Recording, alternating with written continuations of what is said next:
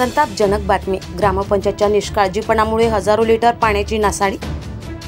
वर्धा तालुक्याच्या सालोड ग्रामपंचायतच्या हद्दीत येणाऱ्या धोत्रा चौरस्ता या ठिकाणी पाणीपुरवठा विभागाचे पाईपलाईनचे वॉल फुटल्याने 50 ते 60 फुटांपर्यंत कारंजे उडत असून हजारो लिटर पाण्याची नासाडी झाली.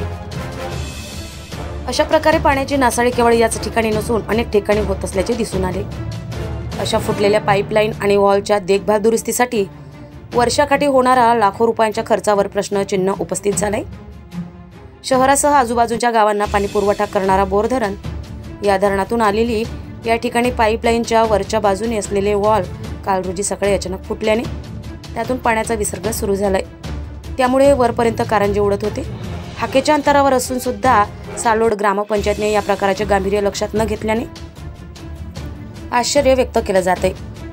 तर दुसरीकडे या कारंजाचा आनंद घेण्यासाठी काही नागरिकांनी एकच गर्दी केली होती. दरम्यान त्यातील उपस्थित काही नागरिकांनी फुटलेल्या पाईपलाईनच्या वॉलची दुरुस्तीची मागणी केली. मुख्य संपादक Wilson Mokhade, Wardha blast news, Wardha.